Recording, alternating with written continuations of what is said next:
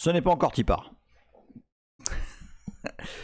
Ce n'est pas encore Tipar. Ah tiens, j'ai pas mis ma... Tiens, tu vois, comme c'est pas encore Tipar, je suis encore dans les préparatifs. Hop, voilà. Bah oui, parce que sans ma lampe de youtubeuse, je ne suis plus moi-même. Salut Marty McFly, salut Hardware. Ah, c'est gentil de mettre ton password sur le sur le chat, Marty McFly. C'est pas mal, ceci dit, il est pas mal. Ça manque un peu de caractères spéciaux, mais c'est pas mal. Salut Fred26, on est que 32, mais tu sais bien, tout le monde pense qu'on démarre pour de vrai dans 1 heure. Salut Chavenet, ça faisait un petit moment que je vous avais pas vu tous là. Salut Kirby et Latéralus, salut Latéralus. Ça continue à dire qu'on va se picher la tête sur Twitter, mais ce n'est pas vrai. En fait, il ne va pas y avoir d'alcool dans ce live simplement parce que je prévois de l'uploader. Et le Finnois, des gros bisous à toi, des gros bisous à toi. Le Finnois il dit en vrai ça démarre quand Léa arrive vers 20h, 21h15, mais il m'a dit que il pouvait pas Léa aujourd'hui. Salut Virtual Labs. Virtual Labs, normalement je te laisse tout le monde sobre ce soir. C'est-à-dire qu'ils normalement ils auront même déjà fait un peu de tech et tout, tu vois, ils vont être prêts intellectuellement à suivre à suivre un truc technique. Là, rancune, rancune, il faut absolument que je te parle, mais à chaque fois je tombe dans les traquenards. Mais oui, il faut que je te... Mais rancune, tu peux déjà prendre le samedi si tu veux, hein. Je suis... Ah, je sature. Salut Toine. Ah oui, merde, putain, le son il est hyper fort, c'est quoi cette histoire? Ah oui, c'est bien que j'ai commencé avant. Attends, blablabla, quand je dis des trucs super forts, ma note que ça sature. Non, ça a l'air d'être mieux là. Ah bah écoute, ça tombe bien Virtual parce que alors, il va y avoir un petit peu de C, pas beaucoup, mais va y en avoir, un petit peu. Est-ce que je prends le lundi ou le mercredi? Ah merde. C'est quoi le mieux?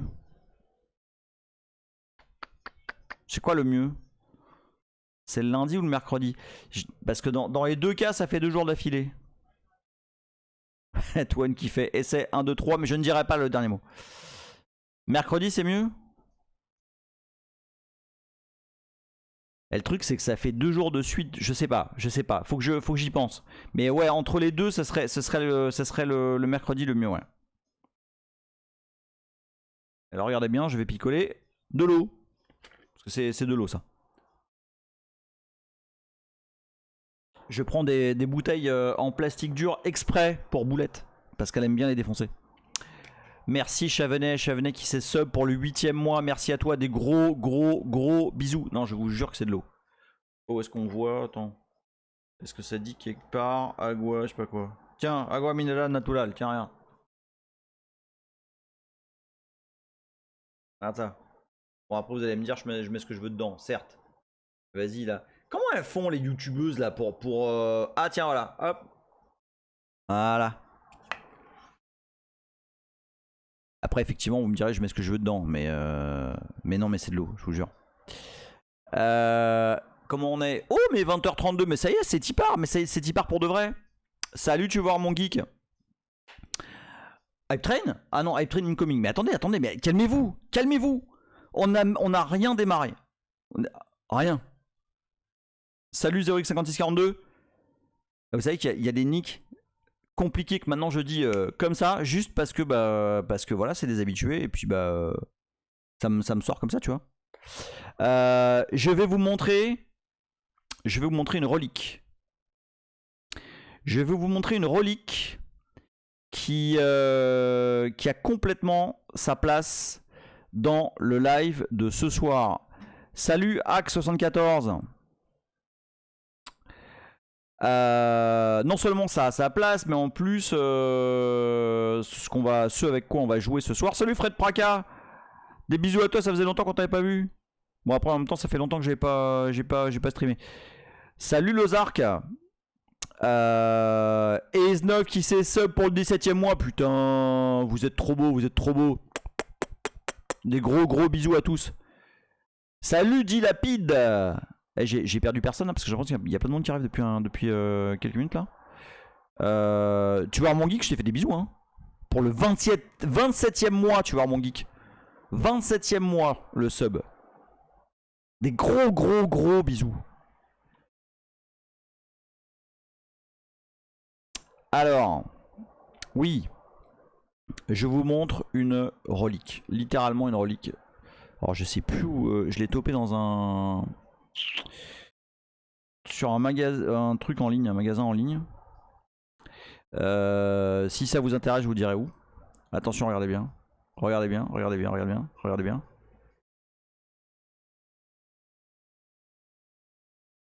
The design and implementation of the 4.3 BSD Unix Operating System.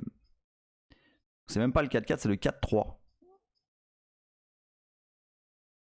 Ça, les petits amis, c'est de la relique où je m'y connais pas. Il est en très bon état.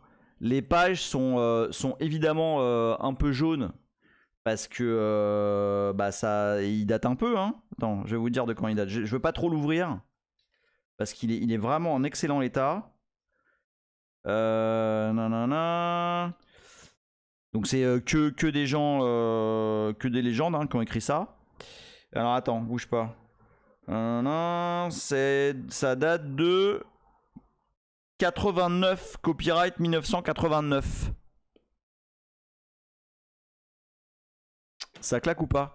89. Ouais, ça date un peu. Hein. Et vous savez ce qu'il a de spécial 4.3 BSD. Et vous remarquez deux choses. Bon, donc c'est 4.3 BSD.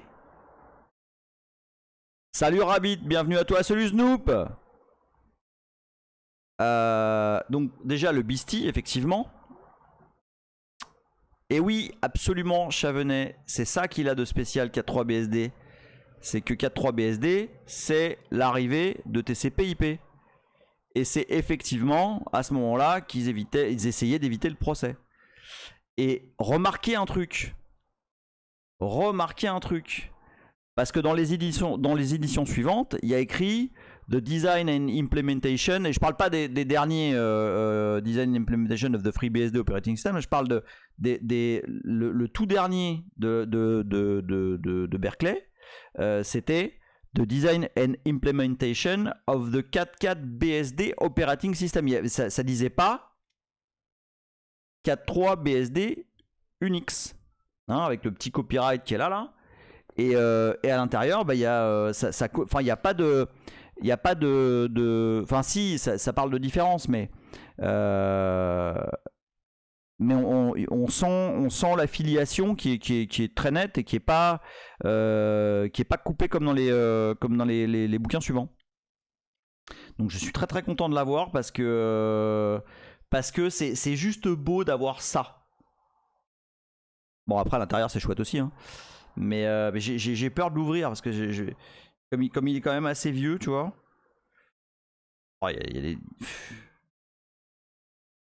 Je sais pas quand est-ce que je vais le lire celui-là. Salut Laurent et bienvenue à toi. Salut Lapin Féroce. Vas-y, Fred Praca, va chercher ta pizza. Je vais pas traîner de ouf à démarrer parce que j'ai un programme assez lourd. Alors je vais vous dire deux choses. Un, j'ai un programme assez lourd. Deux, contre toute attente. Alors c'est pas opération du kernel, c'est plus opération. C'est plus un disque à cœur ouvert, on va dire. Non, Virtual Labs, en fait, généralement, je sature encore. Ok, je vais baisser encore un peu alors. Hop. Tiens, comment ça se fait que le volume est dégueulasse comme ça, il est tout saturé là. Alors non seulement Ah, je peux pas drifter, j'ai pas le temps. Je vous le dis direct, j'ai pas le temps. Pourquoi? Parce que salut Alblaisance, bienvenue à toi. Ah, il faut pas crier. Ah oui, mais alors moi parler tout doucement, je sais pas. Donc, parce que, alors ouais, donc c'est ça. Donc, premièrement, programme assez lourd. Deuxièmement, alors contre toute attente, je n'ai jamais aussi bien préparé un live. Tout est absolument enfin pas chronométré, mais enfin voilà, mon fil conducteur, il est super clean. Oui, c'est peut-être ça, c'est peut-être parce que je me mets trop près du micro. Attends, tiens, hop, on va faire hop, comme ça, voilà, comme ça je peux. Oh, tiens, c'est mieux comme ça. Alors.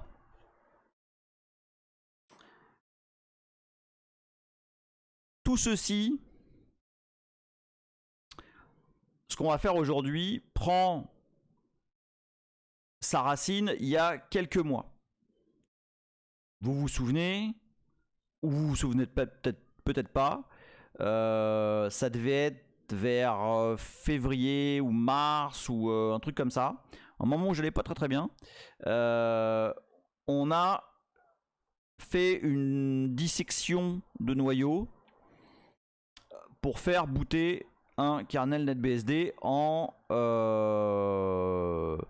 quelque chose autour de 100 à 200 millisecondes. L'exercice avait été rigolo. Et il y a eu depuis un numéro de Linux, de GNU Linux Magazine France, voilà, le NetBSD où je vire les drivers, où j'explique le truc en long, en large et en travers. Et l'objectif de cet exercice-là, c'était pas... Alors, effectivement, c'était pour le sport. Enfin, il y a eu... Rancune qui dit c'est avant ou après que j'installe Windows. Et il a toujours les screenshots. Non, mais non, alors déjà, c'était après. Et ensuite, voilà, c'était pendant les OS and Chill de l'été. D'il y a un an. Donc, on a réalisé. Alors, tout ça, c'est en ligne. Hein. Alors, premièrement, je ne saurais trop vous conseiller le Linux Mag. Alors, c'est le numéro 265, qui est peut-être encore en vente d'ailleurs. Donc, dans celui-là. Oui, S9 il dit par contre ça va commencer à devenir problématique tous ces articles sur BSD dans Linux Magazine, il va falloir sortir un BSD Magazine. Je pense qu'il n'y aura pas assez de lecteurs. Mais ah bah tiens, oui, alors le Finnois qui est le mieux placé pour le dire nous informe que le GLMF 265 est encore dans les kiosques pour une dizaine de jours. Donc allez-y si vous voulez avoir le détail de ce qu'on va faire aujourd'hui. Enfin non, le détail d'un truc qu'on va utiliser aujourd'hui. Ce qu'on va faire aujourd'hui ne nécessite pas ne nécessite ni la lecture de ce qu'on a fait précédemment, ni le visionnage de ce qu'on a fait précédemment. Ok, vous allez partir d'un postulat qui est que on a trituré. Par contre, c'est rigolo. On a trituré un noyau NetBSD, duquel on a viré la plupart des drivers, on a laissé que ce qui était nécessaire pour la Virtu. Donc le réseau, le disque, le CPU en gros, et voilà. Et ah oui, bah Chavnet dit le mieux c'est de l'acheter sur le site, effectivement, c'est très très facile. Clic, et comme ça vous pouvez voir directement en ligne, c'est immédiat. Donc voilà, le postulat c'est on a un noyau qui on va le faire en 2-2, on va le faire tout à l'heure avec un outil qu'une certaine personne ici présente a fait, mais on va le faire, mais on va pas y passer trop de temps parce qu'il y a plusieurs heures qui sont dédiées déjà à cette opération et un Linux Mag à part entière. Donc tout ça c'est bien joli, mais ça sert à quoi? C'est quoi le plan? Parce que c'est chouette, on a un kernel qui boot immédiatement et tout, c'est chouette. Mais qu'est-ce qu'on peut faire avec ça? En fait, j'ai un plan secret de domination du monde depuis assez longtemps. L'objectif,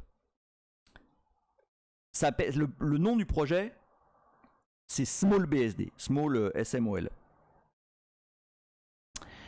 Et l'idée, non, alors non, alors PF, non. Enfin oui, alors bon. On va pas parler de PF, ni de Linux non plus d'ailleurs. Alors AWS pas encore. Salut à Kavins. Mais ça peut tout à fait. Rancune dit ce projet innocemment nommé Order 66. Imaginez lorsque salut Widge, lorsque vous démarrez alors mon capteur est toujours pas super au point. Lorsque on démarre un programme, un exécutable quelconque sur une machine Unix, Linux, peu importe. Bon, ça met quoi? Ça met quelques millisecondes, 100 millisecondes, dépendant si c'est un peu gros, un peu plus. Bref. Imaginons qu'on veuille démarrer des services réellement isolés les uns des autres. Pas juste des trucs namespacés en mode Docker là. Qui est pas juste des trucs qui ont le même kernel, qui ont. Non, justement, c'est pas un Docker-like. L'idée, c'est plutôt d'avoir des tout petits systèmes. Et je vais te répondre tout de suite, Lateralus. Des tout petits systèmes qui seraient des machines virtuelles, en fait, tout simplement. Et ces machines virtuelles, elles démarreraient un minimum de trucs. C'est-à-dire, imagine, tu veux avoir... Ah bah tiens, voilà.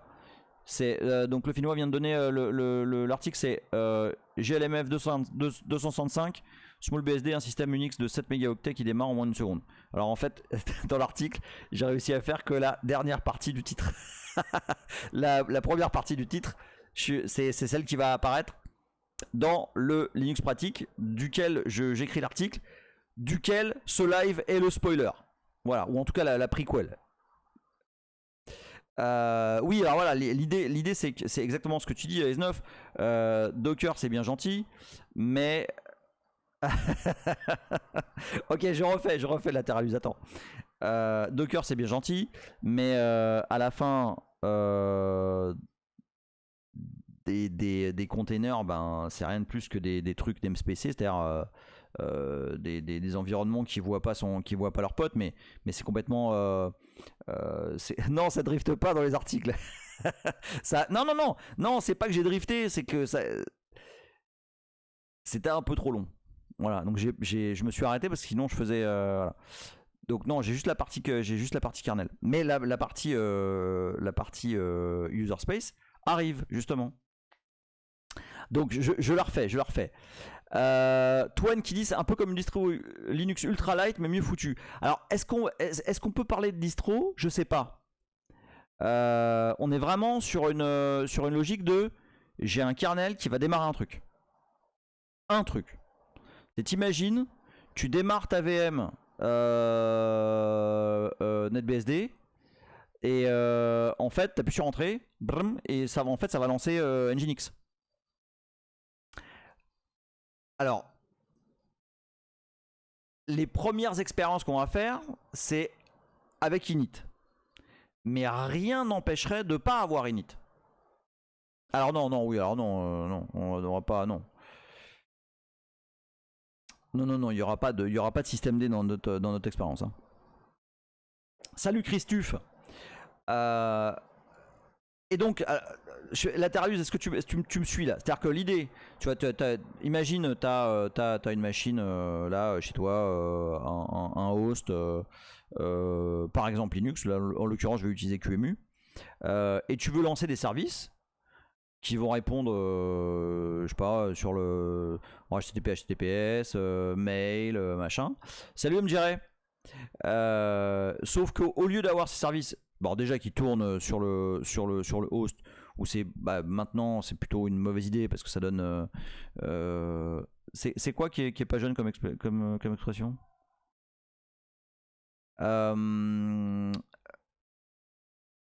Attention, hein. Vous me ferez pas drifter, c'est mort, c'est mort. Oui, donc imagine un Nginx qui. Ah oui, d'accord, ok, c'est bon, c'est bon.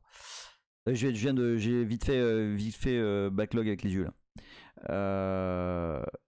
Donc imagine donc t'as un QEMU qui start une VM, sauf que généralement ta VM quand tu la start, boum, init, et puis de init ça va appeler tel truc, et puis tel autre truc dont t'as pas forcément besoin, etc. Mais imagine, tu lances ta VM, mais en fait ta VM tout ce qu'elle fait c'est rack le kernel avec le strict minimum, et boum ton appli derrière. Ok? Mais on va rentrer là-dedans parce qu'en fait l'objectif de ce qu'on va faire ce soir, c'est pas forcément d'aller à la finalité. J'ai plusieurs autres épisodes en tête pour ça. Ouais, voilà, salut je t'avais pas vu arriver, The 42 init égale bin mon appli par exemple, exactement. Le Finnois dit le kernel lancé max qui lance les services, tout codé en Lisp et tout. Possible. L'objectif de ce soir, c'est plutôt de montrer et de faire en live la construction from scratch, vraiment de zéro, de rien. On construit un OS. On met les petits bouts, les tout petits bouts, qui vont permettre de démarrer un OS. Ça vous chauffe? Et quand je dis 0, c'est 0. Hein. The42 qui dit The se rappelle avoir eu un Windows avec config pour remplacer Explorer, le bureau, par lancement direct d'un jeu vu que j'utilisais ça que pour ça, à un moment donné. Oui, je suppose que ça doit être pareil. Hein. Alors attends. L'adversaire dit j'avais mal compris plusieurs services isolés sur un seul host. Alors c'est possible aussi. Hein. Mais on va voir ça. On déroulera ces histoires-là de lancer les services, etc. Une fois qu'on aura compris comment déjà on construit le socle, okay, le truc de base. D'accord? Alors si vous voulez bien, je vais... ça va, il est 9h-10, ça va. Donc là on va aller direct sur un terme. On va se faire vas-y MKD, on va dire SRC small. Voilà. Alors no cheat hein. Je pars de rien, d'accord? On est faut-il un prérequis BSD pour suivre? Non. Pas du tout. Mais alors pas du tout. Dis-toi un truc. Attends, c'est qui a demandé? C'est Toine, ouais. Toine, dis-toi un truc. Alors, exactement, Marty McFly. Déjà, premièrement, la machine que vous voyez, c'est un Linux. Donc, tout ce que je vais pouvoir faire là, vous allez pouvoir le faire tranquillement chez vous, sans souci. Et vraiment, ça va être step by step. Et en fait, ce qu'on va voir là, c'est faisable de la façon dont on va le faire avec un BSD parce que les BSD sont restés relativement proches de la philosophie originelle d'Unix et c'est pour ça qu'ils ont ma préférence. Néanmoins, vous pourriez, et c'est un excellent exercice, faire quelque chose d'à peu près similaire avec un Linux des années 90-2000. Il y a toute une série là-dessus, hein, ça s'appelle Linux from scratch et on a démarré par ça en fait. S9 il dit faut avoir suivi l'intégralité des lives précédents, sinon vous êtes ban, revenez quand vous avez le niveau. Non, vraiment, on va démarrer de rien. Et alors quand je dis de rien, c'est qu'on va littéralement... Alors déjà le challenge, c'est que je veux démarrer un système. Bon alors système c'est un bien grand mot, hein. Mais je veux démarrer... Ouais si, un système. Un noyau avec des outils. Pouette il dit on va compiler le firmware du clavier. Non, non, quand même. Je veux démarrer un tout petit système d'exploitation. Exactement, BSD from scratch. Et je veux le démarrer en 10 MB. Il faut pas que ça prenne plus de 10 MB. Et encore, je pourrais sûrement aller être un peu plus violent, mais on va démarrer à 10 MB. 10 MB, ça me paraît tout de même assez sympa comme target. D'accord? Alors, bon, vous êtes trop fort là, pas féroce qui dit Amy, les pédagogues est drôle. Voilà, pédagogue peut-être. Pour le deuxième, ça dépend.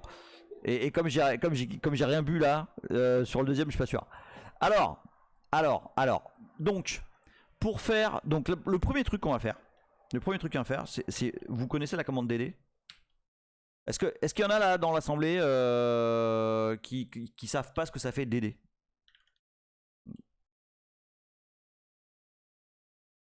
Un D et un D.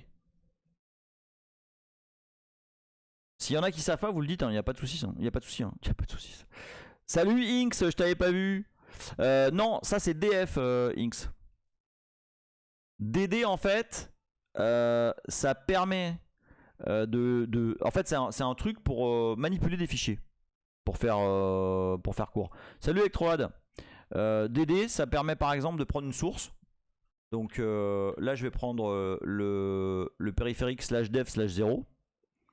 /dev/0 a ceci de particulier que son job dans la vie, tout ce qu'il fait c'est écrire des zéros. C'est tout ce que ça fait.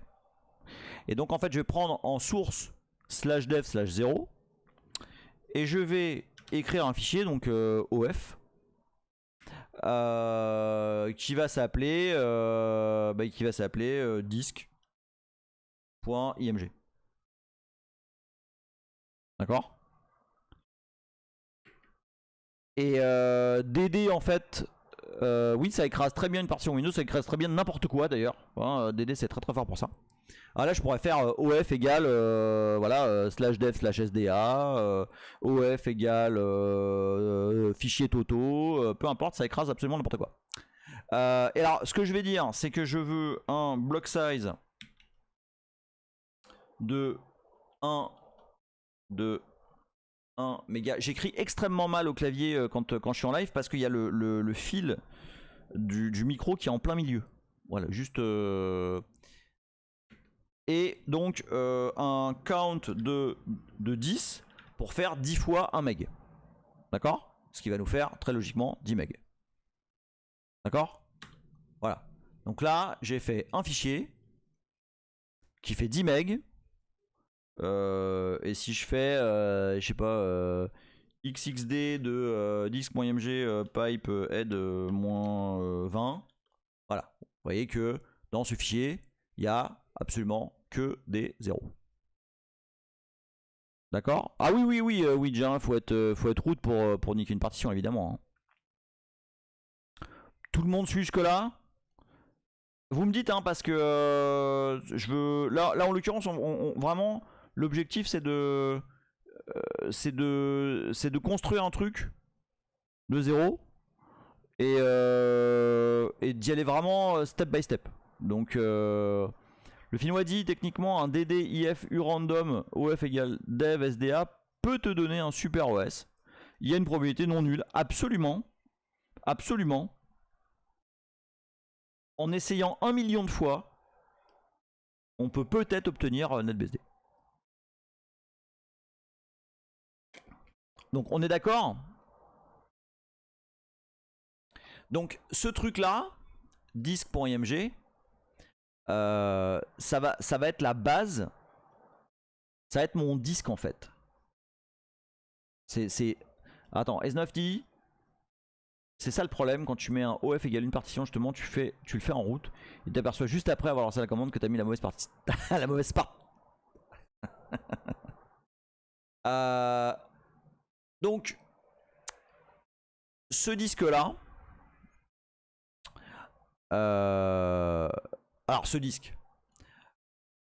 Techniquement, c'est pas un disque. Ok? Mais en fait, ce fichier-là. C'est. Attends. Shark Attack Lover dit Ah bah lui, je pense qu'il va... Attends, comment ça marche déjà pour les virer là? Je sais plus. Ah si, c'est ban, hein. C'est slash ban. Ouais, c'est ça. Slash ban et c'est shark machin chose. Hop, dégage. Ah bah Pouette l'a déjà fait. Merci. Eh salut Orgrim. Orgrim il dit si tu tombes dessus, tu fonces au PMU direct pour un petit tiercé. Avec le Davu random.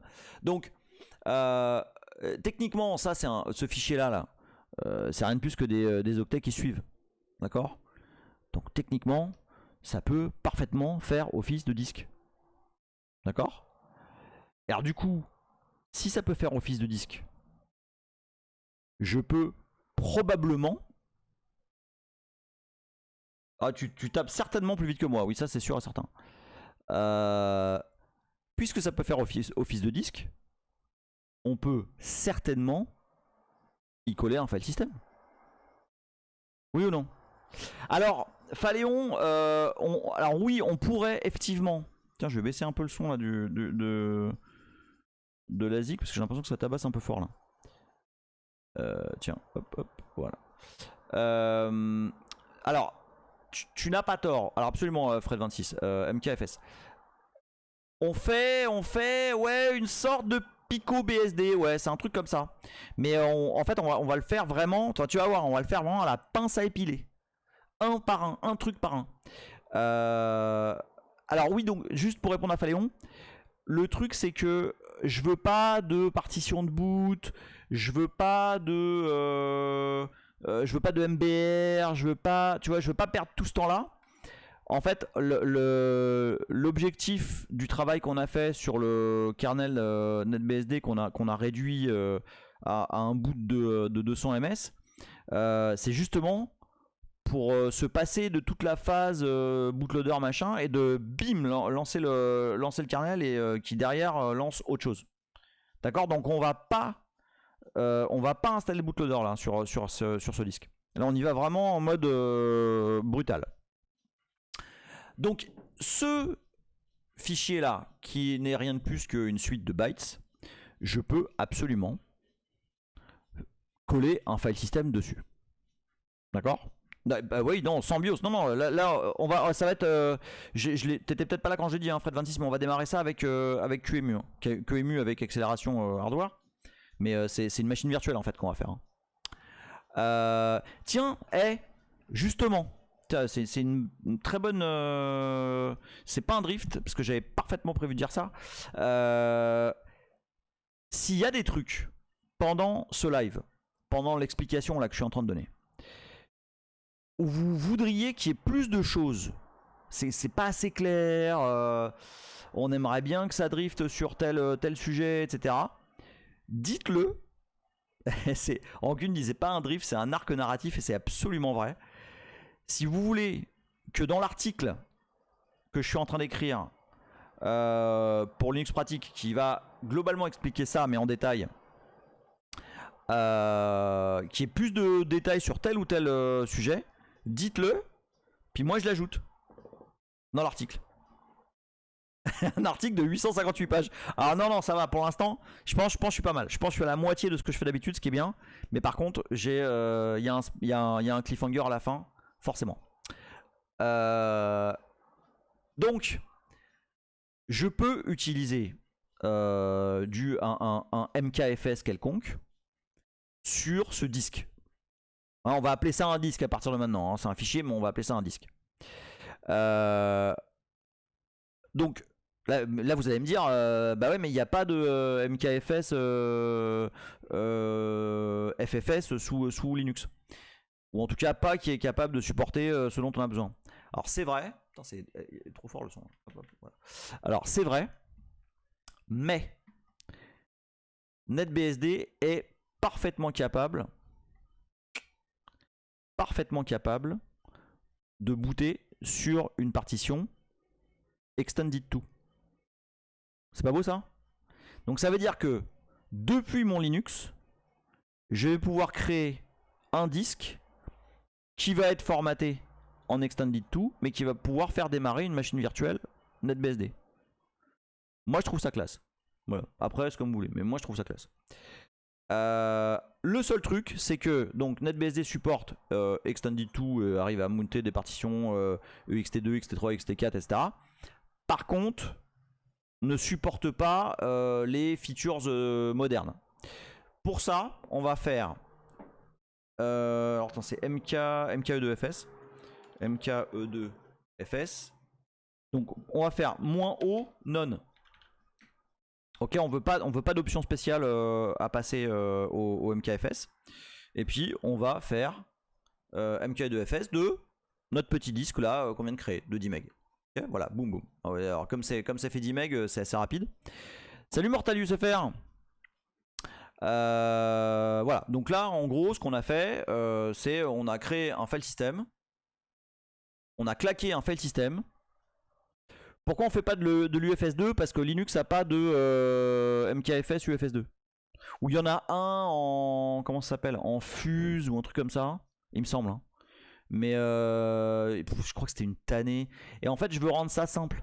C'est-à-dire que mon objectif, quand je parlais de domination du monde, j'ai pas été au bout du truc. En fait, j'en parlerai plus tard. Ok? Mais mon objectif, c'est de pouvoir faire à tout un chacun des petites machines virtuelles avec des services en mode clic. Et hop, tu downloads une machine virtuelle de 10 MB qui démarre en 2 secondes ou en 1 seconde et qui démarre un service. Tu trouves ça trop classe et en fait, tu sais pas, mais ça fait tourner NetBSD. J'ai rien dit, c'est le plan secret, d'accord? Vous voyez venir le truc ou pas? Ok, donc. Voilà, on vient de faire un file system, on vient de claquer un file system sur le disque virtuel là, d'accord? J'ai tout le monde encore ou pas? Que j'avance, hein? On est bon? Salut Forgeron Virtuel. Eh ben merci beaucoup. Donc pour l'instant, hein, je résume, on n'a pas fait grand chose. On a créé un... Je sais pas si on peut vraiment parler de block device, mais disons qu'on a créé un disque. Un truc qui est assimilé à un disque. Et dessus, on a claqué un file system Extended2. Alors, Pouette, pas encore. Mais effectivement, c'est un sujet que j'ai envie de creuser. Mais pas encore. T'as raison, Rabbit. 2560 Inode, il faut pas oublier NPM. Alors, maintenant qu'on a ça, en fait, alors Linux, mais pas que, a un petit, a une feature qui permet de mounter un disque comme ça, qui est pas vraiment un disque, okay, qui est un fichier, en utilisant un truc qui s'appelle le loopback. Alors ça peut se faire en 2 temps avec un outil qui s'appelle Hello Setup. Non, je mets pas de table de partition. Là j'y vais, salut Casliblu. Là j'y vais vraiment en mode brutal. Il y aura pas de swap, il y aura pas de table de partition, il y a rien. Il y a juste un file system sur la partition numéro 1. Je redis, hein, là je fais un truc très léger. Très léger, vous allez voir. Salut Aerogus. Donc voilà, donc là on a un disque brutal de chez Brutal. Un file system dessus. Donc en faisant ceci, sudo, qu'est-ce qui m'emmerde le câble en plein milieu? Faut que je trouve un truc. Attends, si je le fais passer derrière, c'est mieux ou pas? On va voir. Donc mount -O. Puis accessoirement le micro il est sur le clavier, tu vois, il est au-dessus du clavier, donc je vois rien. Loop. Et comment ça marche déjà? Oui, c'est ça, le disque. Et ah oui, attends, je vais faire une partition. Enfin, je vais faire un répertoire MNT, voilà. Boum. Donc oui, pour utiliser mount, il faut utiliser, enfin mount.o loop, il faut utiliser sudo. Pourquoi? Parce que ça va utiliser hello setup derrière. Et donc ça va créer un device. Donc mount.o loop disque.img dans MNT. Là j'ai pas de message d'erreur. D'accord? Et j'ai pas de message d'erreur parce que dans MNT, on a bien un file system extended to qui a été créé. Si je fais un mount pipe grep slash MNT, hop, j'ai bien. Bon, là, j'ai plein de bordel partout. Je vérifie qu'il n'y a pas de password là. Non, c'est bon. Et j'ai bien mon disque.img qui est mounté dans ce répertoire là. Alors oui, effectivement, alors l'équivalent sous FreeBSD c'est mdconfig et l'équivalent sous NetBSD c'est vndconfig. Donc c'est un peu relou parce qu'ils ont chacun leur version, c'est un petit peu casse-couille ça. Et donc bon, j'avoue, sous Linux c'est pratique parce que il y a juste à faire mount moins au loop et puis il se débrouille tout seul pour faire la petite tambouille derrière. Ok, donc là, vous serez d'accord avec moi, on a un disque tout à fait normal. Salut Xavier G. On a un disque tout à fait normal, voilà, qui fait 10 MB en l'occurrence. Hein. Pipe grep, GMT. Voilà. D'ailleurs, on voit qu'il est monté dans /dev/loop9. Et voilà. Et donc il est effectivement là et il fait effectivement 9 méga 4. Voilà, c'est quand même. Alors je peux tout à fait XXD. Par contre, ce que tu vas voir, c'est finalement. Attends, je suis où là? Ah oui non. XXD disque. C'est la structure exa d'un format extended to quoi. On va dire moins aide 20. Non, aide moins 20. Non d'ailleurs en fait. Tiens d'ailleurs c'est bizarre qu'il n'y ait pas plus de trucs que ça. Ah mais attends. Non sûrement qu'il devrait y avoir des choses. C'est bizarre qu'il n'y ait rien. Je suis curieux là du coup. Qu'est-ce qu'il y a? Ah si, non mais si, voilà, si, il y a des trucs après. Non, je me le disais aussi. Oui, il y a des trucs après. Non, en fait, je pense pas que le sync changerait quoi que ce soit parce que je l'ai mounté. Et le MKFS est fini, donc il y aura forcément des datas dedans. Donc voilà, donc ça c'est une structure extended to. Hein. Je ne lis pas l'hexadécimal extended to à l'œil nu. Mais voilà, tu vois qu'il y a tout ce qu'il faut. Enfin, il y a des datas qui sont prêtes et qui définissent très probablement, tu vois, les. Alors, non, il n'y a pas de partition en l'occurrence, mais des endroits, des repères et une structure, quoi. Ok. Oui, je sais. Oui, non, je vous déçois beaucoup. Je ne lis pas l'extended to à l'œil nu. Alors maintenant qu'on a ça.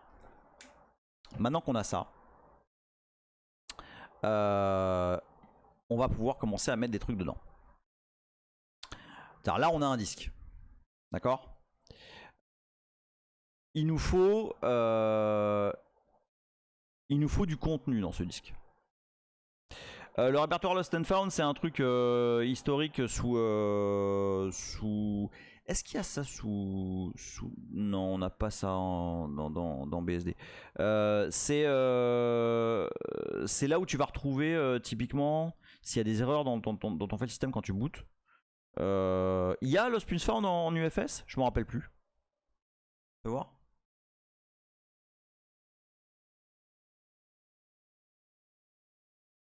Bon, non, c'est un NetBSD, là, j'ai pas de. Peut-être UFS 1? Moi, ça me dit rien. Tu vas avoir par exemple, tu vas faire voilà, des restes de FSCK. Ouais, ça, enfin, ton disque il est vraqué, tu vas perdre des fichiers parce qu'ils vont être plus raccordés, ils vont plus être raccordés à un inode ou ton disque a souffert, etc. Bah, tu vas potentiellement retrouver des trucs dans Lost plus Found. Quand on est là, c'est que ça pue quand même pas mal, mais ça peut arriver. Donc, alors effectivement, si on faisait un petit toto.txt dans le disque, on le verrait au XXD, mais j'ai peur que ça prenne trop de temps parce qu'on a quand même pas mal de trucs. Donc Dixit Wikipédia, dit Fred Praka, inodes are numbered sequentially sequentially starting at 0. Inode 0 is reserved for unallocated memory, directory entries.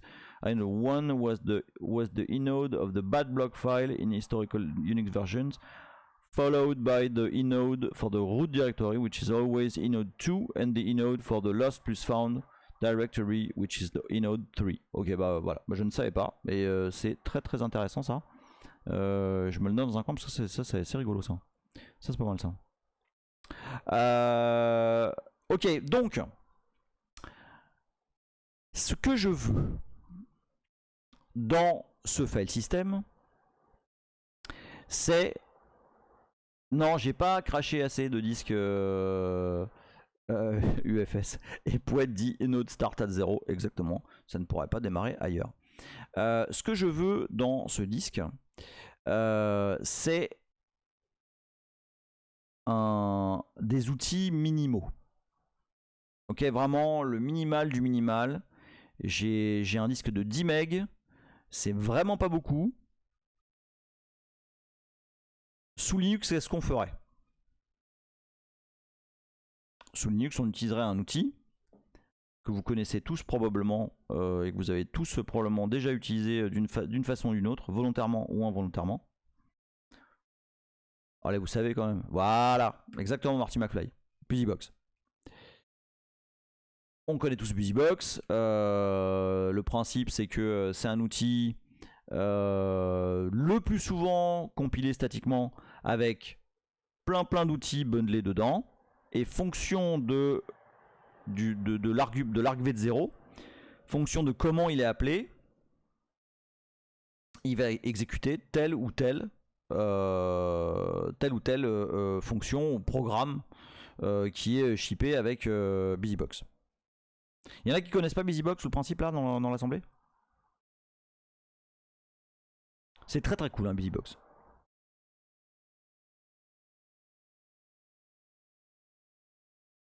Si vous connaissez, je continue.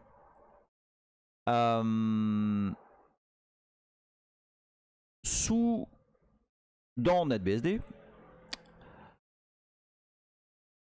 alors c'est une belle tentative de drift S9, mais alors oui, BeastieBox, mais en fait, parce que il y a longtemps, ah tu connais, t'es sérieux Chavenet, tu connais pas BusyBox? Bah, je vais en parler, Fred Paca, de l'équivalent de BusyBox en fait.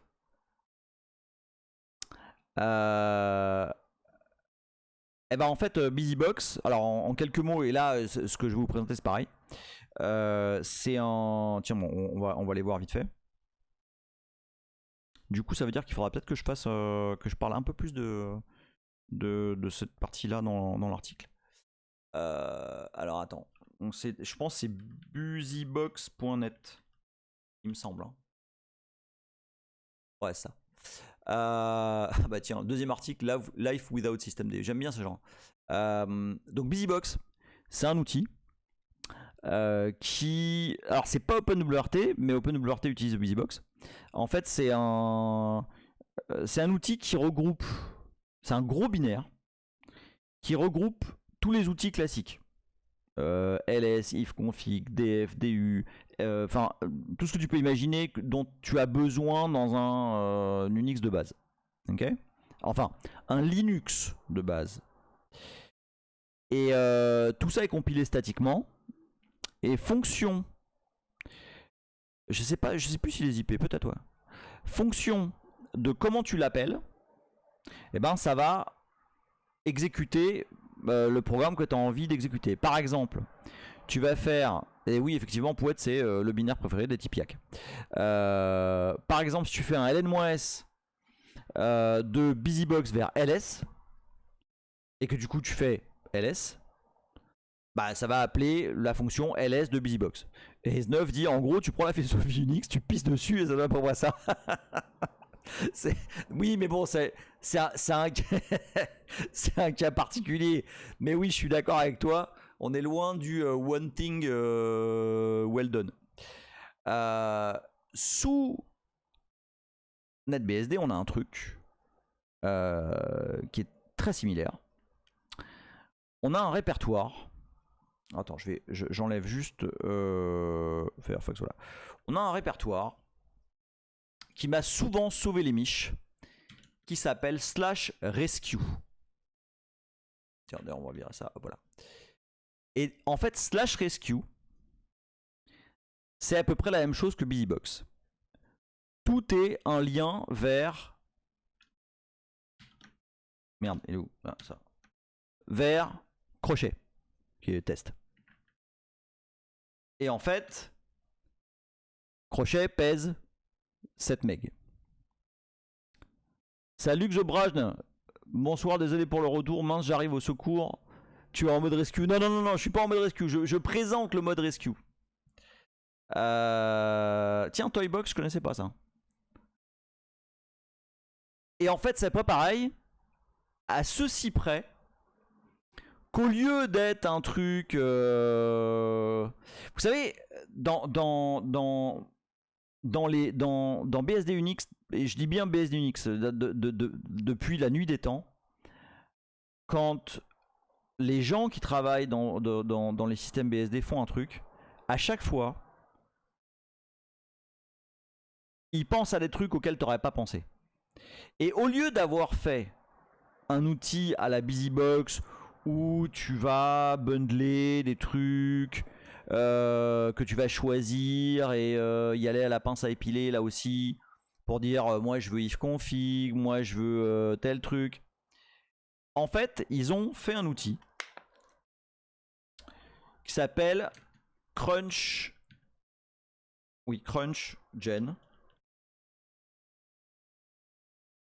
qui génère non pas un binaire fonction de code source machin, non, il va générer un environnement crunché comme /rescue, mais fonction de ce que tu vas choisir. Et ce que tu vas choisir en fait va faire partie du source tree NetBSD. D'accord? Donc c'est pas des outils mal foutus qui marchent à moitié ou il manque des features, etc. C'est les outils du base system avec potentiellement des ifdef que tu vas vouloir placer parce que tu veux pas toutes les features de LS, tu veux pas. Mais tu vas avoir la possibilité de générer ton BusyBox avec les outils que tu veux. Et donc ça fait ça, CrunchGen. Et CrunchGen à la fin, bah, c'est un des trucs qui est lancé quand tu builds un NetBSD. Et ça produit ceci. Et alors, donc là voilà, donc ça, là tu as tous ces outils là à disposition parce que c'est ceux qui ont été choisis par NetBSD comme faisant partie du /rescue de NetBSD. Et généralement c'est des trucs quand tu as vraqué ton système. Absolument, Xobrajn c'est encore mieux que simplement stripper les binaires.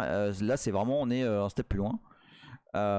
Et alors donc ce truc là est mis à disposition sous forme, et en fait ce truc là est de manière générale tout le base système de NetBSD, mais également, alors je pense pas dire de bêtises en parlant d'OpenBSD. FreeBSD je suis plus sûr, mais je pense que oui. FreeBSD c'est toujours des sets, c'est pareil, c'est des targets qui sont downloadés et extraits. Ouais, ok, c'est bien ça. Et alors donc tous les BSD, simplement parce que la façon de les builder produit ça, te fournissent. Attends, où est-ce que je suis? Je suis là, ouais. Des sets. Alors des sets, c'est très très simple. cdn.netbsd.org. Ce sont des fichiers targz. Donc, voilà, NetBSD par exemple, 9.3. Alors je vous ai déjà expliqué que pour démarrer en mode kernel inline, je suis obligé d'utiliser la version i386 parce que c'est la seule qui fonctionne aujourd'hui avec le mode multiboot. Où est-ce que c'est? Binary, voilà, sets. Et en fait voilà, tous les bouts du base system existent sous forme de set. Ok? Et par exemple, bon bah j'ai rescue.tgz. Si je voulais un truc un peu plus costaud, avec un peu plus de binaires dedans, qui construisent un vrai base système, bah, je prendrais base.tgz. Oui, Crunched, effectivement, c'est sans lib dynamique. Tiens, je vous ai pas montré, mais effectivement, c'est une bonne remarque, Faléon. Regarde, attends, hop. Si je fais un LDD de rescue crochet, hop. Ouais, tu vois, bon, bah ouais. Alors en l'occurrence, il chie parce que il sait que c'est pas un. Par contre, ça aurait été classe qu'il monte ça différemment. Tu vois, si je fais. CTL. Ouais, il dit pareil, c'est un lien de toute façon. Donc ce n'est pas un binaire dynamique. D'accord? Hop. Donc, ici. Ouais. Ah oui, file, tiens, c'est une bonne idée. File va probablement dire des trucs plus sympas. Si je fais file. Oui, bah voilà. Tiens, voilà. Exactement. Statically linked. Oh putain, mon slash rescue il date de NetBSD 7.1. Bon, même pas qu'elle crache cette machine, hein, je vous le dis. Oui, c'est une vieille machine. Mais elle est à jour, elle est à jour. C'est juste mon. Ou presque à jour. C'est juste mon slash rescue qui est un peu outdated. Non, cette machine n'est pas sur internet. Hop, je reviens ici. Donc, si je veux. Alors, c'est ouais, exactement, Chavenet. Je vais avoir besoin de quelques tools. Mais en fait, pour la première expérience que je veux faire. Attends, je vais agrandir un peu parce que j'ai l'impression qu'on voit pas très bien. Voilà. Moi, le premier truc que je veux faire, c'est démarrer. Alors, faire démarrer le kernel, évidemment. Mais ça, ça n'a rien à voir avec ce qu'on est en train de faire parce que le kernel, tu le passes en paramètres et puis, enfin, à QEMU, puis ça démarre. Moi, je veux qu'on démarre init. Voilà. Et potentiellement avoir un shell derrière, tu vois. Avoir un truc minimal. Mais booter, créer de toutes pièces un Unix. On arrive dessus, on l'a fait un par un. D'accord? Donc moi je vais récupérer Rescue parce que dans Rescue, déjà premièrement Rescue c'est tout petit et deuxièmement il y a tout ce qu'il faut. Dans Rescue il y a tout ce qu'il faut, outils et matériaux. Donc ça c'était une blague de très très vieux et je vous demande de l'oublier tout de suite. Donc qu'est-ce que je vais faire? Bah, je vais récupérer curl-o-ol de gna gna gna. Voilà. Voilà. Donc là, Rescue, il est là. Et comme vous voyez, j'ai tout le bordel qui est là. D'accord? Ouais, non mais je sais, mais c'est parce qu'il est tard, j'ai pas bu. Donc forcément, mes blagues sont moins bonnes. Donc voilà, donc là, j'ai Rescue. Donc je l'ai pas défait là, je vais le défaire dans mon disque MNT là. Et bah, ce que je vais faire, hein, tout simplement, c'est. Alors par contre, je veux garder les droits. Oui, tar ZXVFP de Rescue, j'ai dit. Puis on va mettre ça dans MNT. Il est monté? Oui, il est monté. Tac, tac, tac. Voilà. Donc maintenant, dans MNT, j'ai un Rescue.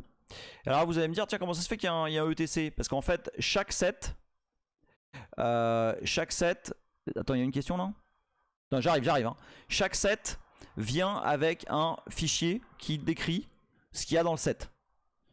Par exemple, voilà, dans le set rescue, bah voilà, il y a c'est un directory, il y a ETC, il y a ça, il y a tel fichier avec tel SHA-256, etc. Voilà, juste pour éviter.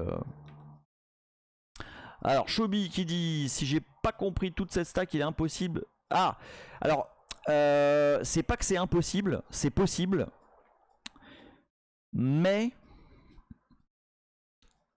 tu pourras pas faire booter le kernel en mode inline. C'est-à-dire tu pourras pas le faire, tu pourras pas utiliser QEMU moins kernel machin. Sinon ça va marcher. Mais du coup tu vas devoir passer par la phase bootloader et tout, c'est un peu con. Là, j'y vais. En mode, on fait booter ça en moins d'une seconde. Salut, je peux Bob. On drifte pas ce soir. On ne drifte pas. Donc ouais, l'objectif c'est de booter le plus rapidement possible. Et là, en l'occurrence, pour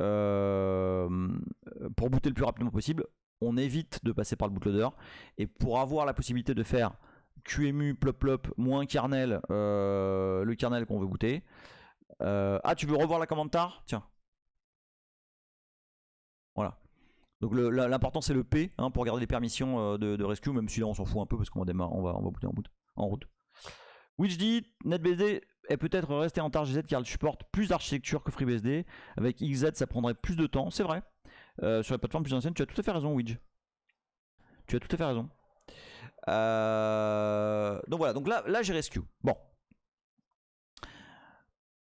Il faut que j'aille voir, il faut que je vous montre un bout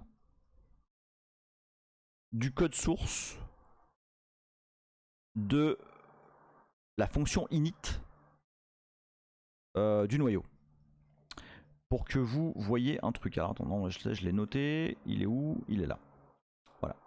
Donc, lorsque le noyau démarre, lorsque le noyau NetBSD, FreeBSD, OpenBSD démarre, il va regarder quel device est disponible, etc., etc. Puis quand il a fini de mettre en place tout son bordel, la virtual memory, la gestion du matos, etc., avec des process et tout, hop, le dernier truc qu'il fait, c'est exécuter init. Ok? Là, ici, start initial process, machin. Ok? Et alors, où est-ce que. Voilà, il est là. Et en fait, pour exécuter init, en fait, ça fait une boucle. Où est-ce qu'elle est? Elle est là. C'est une boucle qui va. C'est peut-être pas assez gros là. Hein, je vais agrandir un peu. Voilà. C'est une boucle, c'est un while 1 qui va itérer sur le tableau init path. Et ce tableau init path, bah, c'est la liste. Vous suivez ou pas là? S9 il dit c'est pas censé être ZXVFPF. ZXVPF d'ailleurs de mémoire, le F est obligatoirement directement suivi du fichier.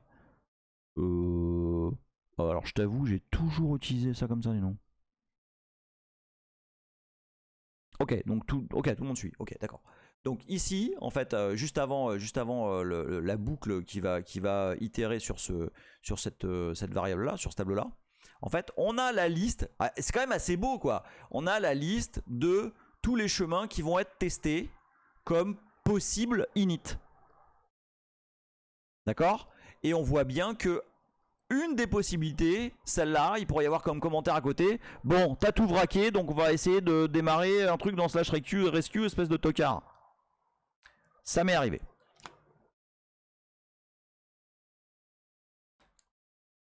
All init, oui, c'est pour hold init. Absolument. Donc, on sait que notre kernel, il va essayer de démarrer slash rescue slash init. Et il y a effectivement un init.back pour ceux qui auraient fait ça. Donc ok, donc ça c'est pas mal. Maintenant, on sait qu'on a un init et on sait qu'on va pouvoir démarrer dessus. Maintenant, on veut, hop, ce qu'on veut de façon certaine, c'est faire quelque chose. Ok, quand on va démarrer. Et alors, il se trouve que le truc, alors ça aussi je l'ai noté, tiens, d'ailleurs j'aurais pas dû quitter Firefox. Donc, une fois que init est appelé, donc init maintenant va faire son boulot. Et en fait, le truc qu'appelle init, où est-ce qu'il est là? Le truc qu'appelle init, Hein, vous allez voir, c'est d'une complexité redoutable. En fait, init appelle run etc rc. Donc run etc rc, ça va exécuter en fait etc rc. etc rc qui est un script en fait, qui est un bet script. Et ben c'est exactement ce qu'on va faire. C'est-à-dire que on sait que le noyau va démarrer /rescue/init. On sait que /rescue/init va démarrer etc rc. Et effectivement, point d'usine à gaz dans tout ce bordel. Alors, c'est pas très moderne. Là, c'est la partie la plus low level. Après, RC, lui, s'occupe de démarrer RCD. Et puis là, c'est autre chose. Donc moi, ce que je propose, c'est que ici, on fasse un petit... alors mnt etc, on fasse un petit rc, d'accord, dont le shebang ne va pas être bin sh, mais rescue /sh, puisqu'il y a bien mnt rescue, il y a bien sh là-dedans. Voilà, il est là. Ok. Donc data rescue sh. Donc on va pas faire grand chose, on va juste faire export path égale, bah là on n'a rien, on n'a pas d'sbin, on n'a pas de bin, on n'a rien. Donc je vais faire égal rescue, export path égale rescue. On va même pas mettre de UMAS ni rien, on va rien faire. On va faire mount, parce que là il va falloir mounter à un moment donné, -a, pour mounter tous les file systems. On va faire un petit écho pour dire qu'on fait des trucs. Qu'est-ce qu'on va dire? C'est pas l'open bar. Et puis SH. Voilà, on va simplement démarrer SH derrière. Alors par contre, allez vas-y, small BSD v1.0. Allez vas-y. Ouais, parce que là, en fait, le truc c'est que j'ai envie de vous faire participer un petit peu à l'existence de ce qui est en train de se passer. Parce que là c'est pour vous faire découvrir, mais... Alors attends, tac, on a dit, vas-y, small BSD v1.0. Voilà, hop, nickel. Donc tac. Alors par contre, ici, je fais un mount moi. Si je fais un mount moi A, c'est que quelque part, je dois avoir quoi? Si je fais un mount moi, donc on a besoin là. On a besoin d'un truc si on fait un mount moi là. Bah ouais, une FSTab. Bah ouais, carrément. Donc, hop, vas-y, tout ça à la vous voyez qu'on fait tout à la mano, hein. Alors Mount il est là, hein. Mount il est là, regardez. Il est dans Rescue. Hein, on a Mount XT2FS. Ah, il n'y a même pas Figlet dans /rescue, c'est vrai. Alors, qu'est-ce qu'on va avoir dans FSTab? Alors, les devices Virtaio, parce que là, on présente un disque Virtaio. D'accord, QEMU Virtaio. Et les devices Virtaio dans NetBSD s'appellent /dev /ld. C'est LD en fait, le driver s'appelle LD. Le driver du disque. D'ailleurs, je vais vous montrer un truc, parce que je pense pas que ça y ait ça sous Linux. Dans n'importe lequel des BSD, en fait, on peut faire un man du nom du driver. Par exemple, si je fais un man LD, alors 4 parce qu'il y a plusieurs LD. Il y a le LD linker et puis il y a le LD qui est le driver des disques Virtaio. Hop. Bah voilà, hop, logical disk driver, là ça dit tous les trucs auxquels ils peuvent être attachés, potentiellement des paramètres, etc. Ok, c'est pas mal ça, moi j'aime bien. Hop. Donc le device ça va être /dev/ld0 parce que ld0. Merci Brewster 100 qui vient de se sub pour le 22e mois, putain. Alors t'es à la bourre, mais il va être EP sur YouTube celui-là. Y a pas de, on boit pas et tout. Je fais pas de blagues de merde. Enfin si, mais moins. Donc non, celle-là elle monte sur YouTube dans la section NetBSD from scratch. Et donc ouais ça, donc LD0A il va être monté sur slash. Et puis ça va être EXT2FS avec les options de montage standard 1.1. Et ça là, c'est avec cette option là, enfin avec ce paramètre là, que Mount va savoir qu'il va falloir utiliser mount underscore ext2fs. Donc voilà. Donc là j'ai une fstab tout à fait fonctionnelle. D'accord, petite, mais suffisante. Alors à votre avis, de quoi j'ai besoin maintenant? Qu'est-ce que... Alors donc, init va être appelé par le kernel et il est là. Ok, il est en /rescue. Dans le noyau, je vais le passer à QEMU.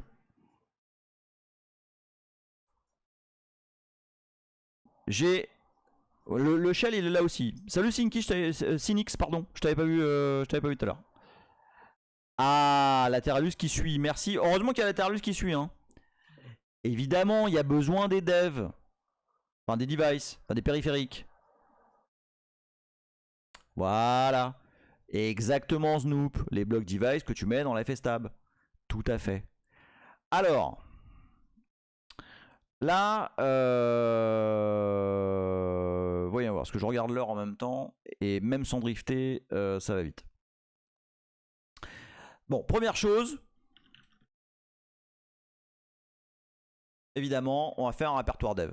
Vous remarquez qu'on fait chaque truc à la mano, hein. Et effectivement, Xobrage, on va faire du petit mknode. On va faire un petit mknode. Et alors, par contre, oui, alors avant de faire le mknode, il faut savoir quel est le major et quel est le mineur. D'accord? Pour ça, on va aller sur la machine NetBSD. Et alors, vous savez que sous Linux, les devices ils sont là, enfin les numéros de device ils sont là dans proc devices. Et voilà, ça, input, machin, SG, ok. Parce que sous Linux, /proc c'est la porcherie. Sous NetBSD, sous tous les BSD d'ailleurs, on a, comme pour tout ce qui concerne l'interaction avec le kernel, un truc qui s'appelle sysctl. Et en l'occurrence, c'est, je crois, kern.drivers. C'est ça. Qui donne les numéros de device et le nom de device associé. Et alors, le nôtre... attends, on va faire un truc un peu crado. Hop, grep -color, LD. Voilà, il est là. Alors vous allez me dire, mais pourquoi il y a 3 numéros? Enfin, pourquoi il y a 2 numéros? Pourquoi il y a 69 et 19? Alors je veux dire pourquoi. Parce qu'un disque sur un BSD, non, c'est pas le major et le minor. C'est ce qu'on pourrait imaginer, mais non. Parce que le minor, en fait, c'est très simple. Le minor, c'est le numéro de device. Donc t'as pas besoin de l'avoir, ça sert à rien de l'avoir noté. En fait, les deux numéros correspondent premièrement au disque en mode raw, en mode brut, en mode quasiment bloc, quasiment, pardon, non pas bloc justement, en mode quasiment caractère, c'est-à-dire tu lis byte par byte. Et le deuxième numéro, c'est le major en mode bloc. Et en fait, si vous regardez dans un BSD quelconque, vous allez avoir, par exemple, si on prend LD, vous avez LD0A, enfin LD0X, qui correspond au block device. Vous savez pourquoi ça s'appelle un block device d'ailleurs? Pourquoi ça s'appelle un block device? Parce qu'en fait, c'est une version édulcorée du device.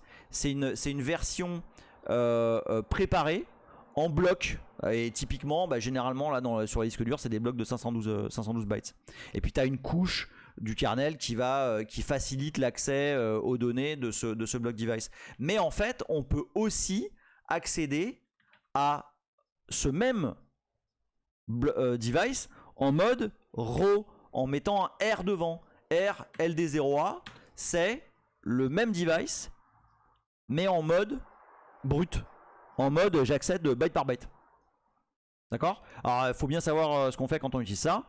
Mais par exemple, quand on boot un BSD qu'on a vraqué, on peut, quand on fait un fdisk, non pas un fdisk, pas du tout, un FSCK de /dev/, quand vous faites un FSCK, que vous avez vraqué le file system, il vous dit non, fais un FSCK /dev/rl machin. Bon c'est parce que il veut FSCK veut accéder au raw block device pour aller corriger les conneries que tu as faites. Salut Treggy dit bon j'arrive en plein milieu, je comprends à ce que je vois mais j'ai appris au moins un truc, ceci n'est pas GDB. Non, c'est pas GDB. Et alors donc, nous ce qu'on veut comme major, c'est le major qui est utilisé avec, on veut mettre un file system dessus, on va utiliser le disque en mode préparé en bloc de 512, etc. Donc nous ce qu'on veut c'est ce major là, d'accord ? Et en fait, si on fait un ls-l de /dev, parce que là je l'ai fait en mode hardcore, mais si je fais ls-l de /dev ld0a, on voit bien que le major c'est 19. D'accord? Par contre, si je fais un ls-l de rld0a, bon là c'est 69. Okay, c'est l'autre major. Et là c'est en mode raw. D'accord? Donc je veux bien, ce que je veux faire c'est un mknode. Alors où j'en suis là? Oui. Mknode, non, pas dire, mais c'est mes doigts, ils tapent des trucs tout seuls des fois. Mknode, donc moins M. J'ai fait. Non, c'est le premier device que je fais, ouais. 640. Read write pour root, read pour le je sais plus c'est quoi le groupe, c'est will. Dans mnt, dev, et donc on va appeler ça ld0a. Et c'est un block device B avec le major 19 j'ai dit, et c'est le premier disque, donc 0, donc minor de 0. Donc je crée en mode 640, donc RW R rien, dans dev LD0A qui est mon disque que je veux utiliser dans la FSTab, un block device avec le major 19 et le minor 0, c'est le premier disque. Bim. Voilà. Ok. Est-ce que vous pensez qu'on a ce qu'il faut? Ah non, il nous manque un truc. Il nous manque le kernel. Alors je vous l'ai dit, je vais pas rentrer dans le détail de comment ça marche alors Axe 74, je vais faire comme si j'avais pas vu ce que t'as dit parce que je veux qu'on se trompe, mais t'es pas loin de la vérité. Donc ouais, la partie slim fast du kernel, je vais pas la commenter parce qu'on y a passé beaucoup de temps. Donc je vais juste utiliser les outils. Alors attends, où est-ce qu'il est? Il est là, kern générique. Hop. Donc curl-o. Ah oui, juste je vous montre sur. C'est pareil, c'est ici. Le kernel, je le récupère ici. Tiens d'ailleurs, en fait, en général, le répertoire dans lequel il est pris, c'est celui-là. Je pense que c'est absolument les mêmes, mais donc c'est celui-là, NetBSD générique, dans lequel il y a tout un tas de drivers précompilés, etc., dont on n'aura pas forcément besoin, justement. Donc là, bim, curl-ol de ce truc-là. Allez, vas-y, cocotte, tu peux y arriver. Voilà. On va le gunzip. Voilà. Et alors là, je vais utiliser un outil. Alors il y en a plusieurs. En l'occurrence, il y en a plusieurs. Il y en a 3. Il y en a un, c'est moi qui l'avais fait en mode absolument super crevard, à base de GDB, de script shell, vraiment dégueulasse, qui allait, voilà, qui désactive dans le noyau en mode dur les features. Il y a une deuxième mouture de ce travail qui a été réalisé par quelqu'un qui est dans le canal. Alors je sais pas si tu es toujours là, mais qui est une version Python. Et puis il y a une troisième mouture qui est la version de l'ami le finnois qui est dans la salle, qui est une version en C. Que voilà, c'est celle que j'utilise pour le moment dans le makefile de ce que je vous présenterai la prochaine fois, et qui permet de littéralement désactiver les features inutiles du noyau sans avoir à le recompiler. Donc bam bam bam. Alors c'est make i386. Voilà. On revient là et on fait. Alors oui, on va faire small. Hein, je le copie pour garder l'original. Oui, on compile rien. C'est ça l'idée. Cynix, c'est un peu chelou. Bah voilà, il est là, Galinux. Et donc c'est à lui qu'on doit la version Python que pour l'instant, alors ça fait 1000 ans que je dois le faire, mais que j'ai pas encore intégré comme il se doit. Mais par contre, regardez, c'est un PR en termes de code Python. Il faut que vous alliez voir ce qu'il a fait, c'est absolument fabuleux. Et alors donc là, ce que je vais faire, donc voilà, donc je copie le kernel générique comme ça pour aller triturer celui-là. Et donc ça marche comme ça. Ah oui non, alors attends, j'ai pas mis la liste des pilotes aussi. Il faut que je mette la liste. Bon là je triche parce que je copie ce que j'ai. Je copie ce que j'ai fait. Attends, bouge pas. Non, ici. Hop. J'ai quand même pris, je vous ai dit, hein, j'ai préparé un petit peu là cette histoire. Voilà, c'est ça. C'est ça que je veux.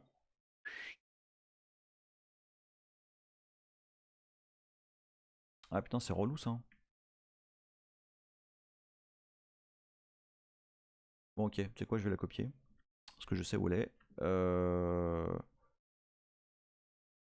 Alors, j'ai mis ça là-dedans. Dans mon répertoire de travail pour Linux Mag.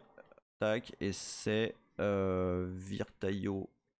Non, c'est pas celui-là. Comment il s'appelle? Comment je l'ai appelé? Je ne sais plus comment je l'ai appelé.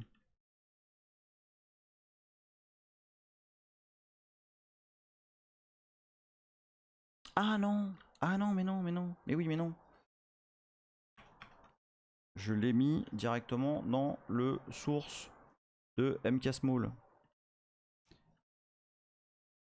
Voilà. Et c'est virtaio.list. Voilà. Donc ça, en fait, dans virtaio.list, donc c'est un bête fichier texte, hein. Oui, c'est le même malade Galinux qui a réécrit Gruik en Rust. Tout à fait. Ah merci Xobranch. Oui, bah, c'est ça, c'est absolument ça. C'est le repo mksmall dans lequel il y a la version automatisée de ce qu'on est en train de faire aujourd'hui. Donc voilà, donc ça là, vous voyez ça, c'est les seuls drivers. Ah les liens, oui, excuse-moi. Alors attends, je vais les mettre. Bouge pas. Alors attends. Donc ça, c'est le noyau. Ça, c'est le destructeur de kernel made in le finnois. Et attends, l'autre, il doit être là. Voilà, et ça, c'est les binary sets. Enfin, c'est le set rescue. Voilà. Ok, donc maintenant que j'ai ça. Alors attends, comment ça marchait déjà? 2 secondes. Je me rappelle plus. Hop, non, c'est pas celui-là. C'est celui-là. Où est-ce qu'il est? Où est-ce qu'il est? Je ne connais pas par cœur la syntaxe de l'outil. Voilà ça. Ok, donc c'est conf-kerndev. Non, je suis où là? Si, conf-kerndev. Combien 386 moins v moins i. Ça va être netbsd pour small qu'on veut réduire. Et la liste des drivers, c'est virt.io.list et on veut écrire le résultat. Ok. Tac tac tac, moins v moins i. Ok. Voilà, donc je pense que c'est tout. Ok, à partir de là, on a strippé notre noyau. Donc on peut maintenant... par contre, faut pas oublier de umunter hein, notre file system. Donc regardez, hein, on a dans notre petit file system là, on a... Attends, je vais faire un petit laisse. Donc qu'est-ce qu'on a? On a un ETC avec une fstab et un RC qui devrait être normalement démarré par init. On a un /rescue où il y a tout plein de liens vers le crunch binary. VarDB, je sais pas moi, c'est pas moi qui l'ai fait, mais ah bah oui non, ça doit être. Ah oui, c'est là où sont copiés les trucs qui sont potentiellement obsolètes quand on upgrade. Et puis on a un device qui est LD0A qui est le disque, d'accord? Est-ce qu'on est chaud et est-ce qu'on boot?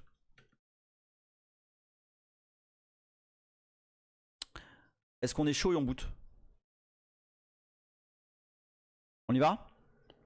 Donc, alors c'est QEMU système x64, x8664, voilà. On veut KVM, enable KVM, KVM. On a amplement assez de mémoire avec 256 MB. Le fameux moins kernel. Donc là c'est netbsd small. Important. On veut que la sortie standard, que la console donc, apparaisse sur le port série. Donc on va dire console égale com. Parce qu'en fait, il y a les options qu'on va mettre après. C'est justement de rediriger stdio, de rediriger pardon, le port série de la machine qui démarre vers stdio. Et là, très important, on va dire que le root file system, il est sur LD0A. D'accord? Et là, on va dire justement serial, donc le port série, c'est mon.stdio.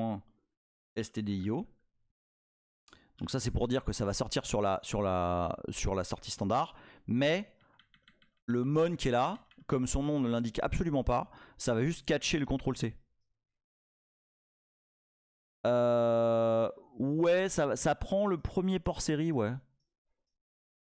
Quoi qu'on voit plus? Comment ça on voit plus? Ah merde! Ah oui! Ah putain! Ah oui, vous avez raison. Désolé. Tiens, attends. Bon, je peux en faire comme ça. Hop. Mais non, qu'est-ce que tu fais? Mais non! J'ai tout spoilé mon truc. Attends, mais pourtant j'ai mis un backslash là. Pourquoi il est pas content? Non. Ah bah oui, bah bravo, alors bravo. Attends, ah bah oui, tiens, je vais faire clear. Ou je vais... Bah non, parce que si j'ai réduit la taille du truc, ça c'est pas cool là. Bah non, mais là ça spoil pas parce qu'en fait, comme j'ai pas mis le root device, on sait pas si ça marche ou pas. Attends, mais putain, vas-y, comment je peux passer à la ligne là?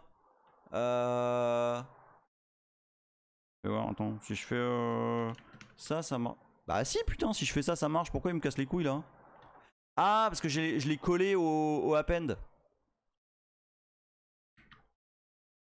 Ah bah non. Bon ok, alors tu sais quoi, on va faire comme ça. Ouais. Hop. Voilà. Donc moins append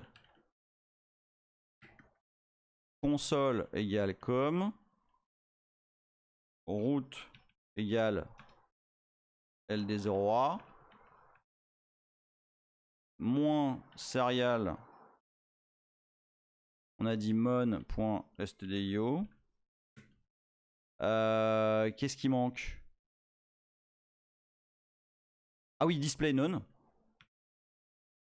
Parce que bah, y a pas de y a pas de carte graphique quoi. Voilà. Et puis bah voilà, donc justement maintenant il faut ajouter le disque. Et donc c'est moins drive. File égale, comment il s'appelle notre disque? Il s'appelle disque.img je crois, non? C'est ça hein? Je crois que c'est ça. Et ah oui, et puis c'est de type IF, je crois ça veut dire interface. Virtaio. Voilà. Ok, je pense que j'y suis. Donc alors attends. Q machin KVM 256 MB moins kernel, bah ça on a vu que ça marchait. Append console com, ça c'est bon. Route LD0A, c'est bon. Serial, ok. Pas de display et le disque. On est prêt? On est prêt là? Vas-y, ça va trop marcher direct. Point. Bon bah alors ok alors bon bah ça kernel panique. Bon bah ça c'était à peu près prévisible. Hein. Le truc, il y a plein de choses intéressantes là ici. Il y a plein de choses intéressantes, mais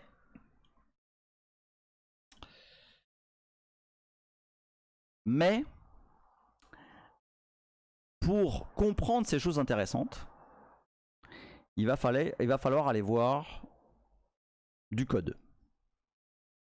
Il va falloir comprendre ce qui se passe et ce qui manque. Et ce qu'il va falloir rajouter à la pince à épiler, à ce petit file system qui est en train de grossir. Et ce que je vous propose, c'est de réaliser ceci la semaine prochaine. Attention, lancer de tomates. Il y a une très bonne raison.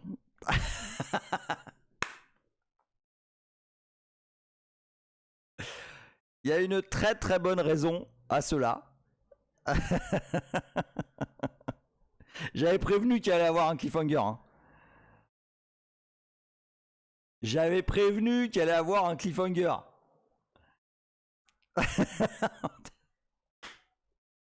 Ouh, ordure, enculé, remboursé, c'est quoi ce live?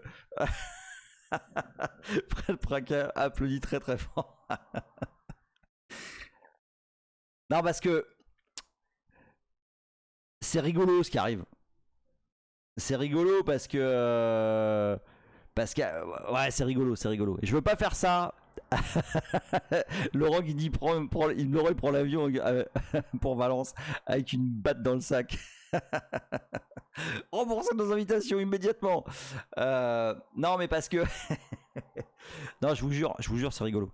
Et c'est pas un truc que je veux faire en 2-2. Et voilà, je veux le faire bien. Et la semaine prochaine, on n'a pas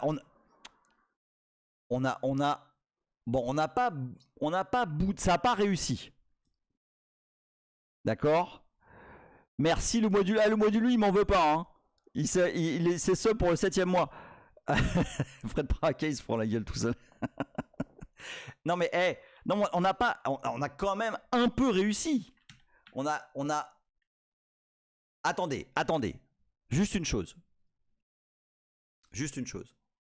Pour vous tenir jusqu'à la semaine prochaine. Regardez déjà ça.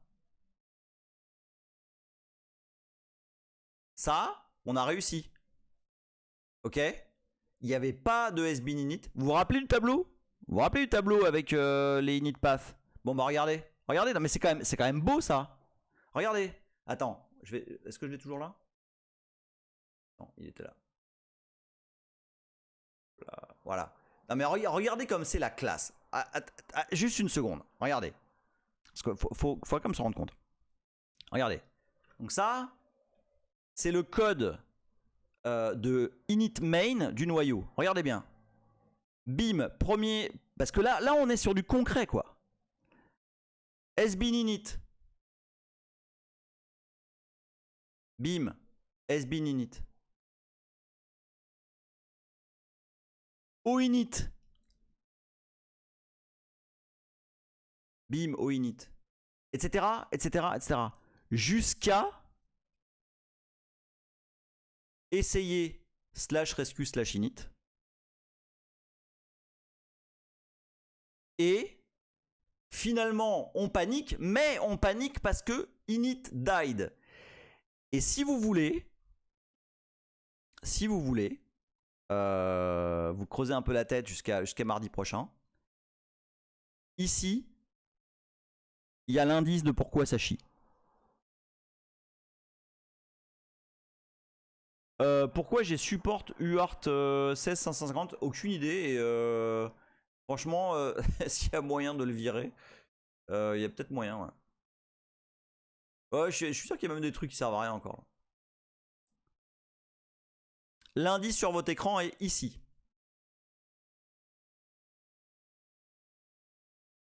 Non, c'est pas ça, Snoop. Rescue SH, on en a pas besoin. Enfin, si, on en a besoin, mais il est là en fait. Regarde, si je fais un. Si je mount loop, MNT Rescue, regarde. Il est là, hein. Non, il n'y a pas de souci. Oui, mardi, j'ai dit mardi. Hein. En fait, attends, juste pour remettre les choses dans l'ordre. Ah, le Finnois.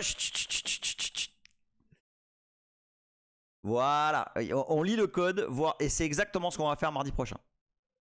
On va... Mais je veux pas spoil, je veux pas trop spoil. Regardez juste... Essayez de trouver. Non, c'est pas le file system, c'est pas un problème de file system. Regardez bien, on rentre... C'est init qui panique. Enfin, on panique parce que init exit.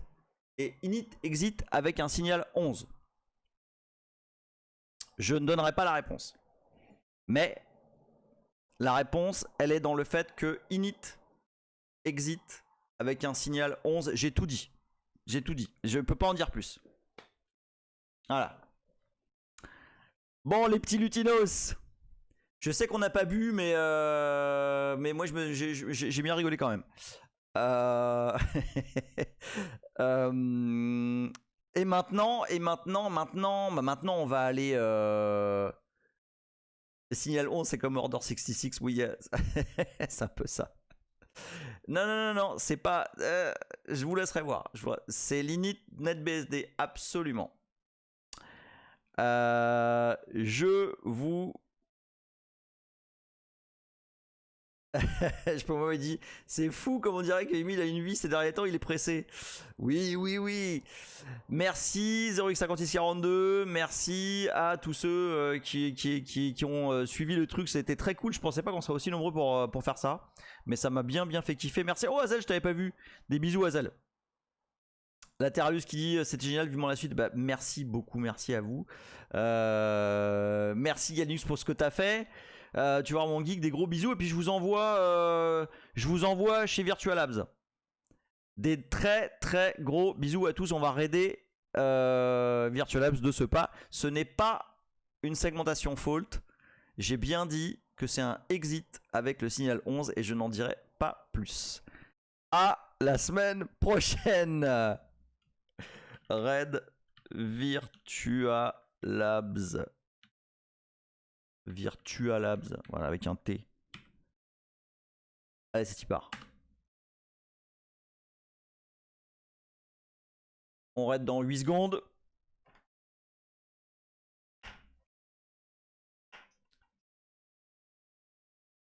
Et c'est parti.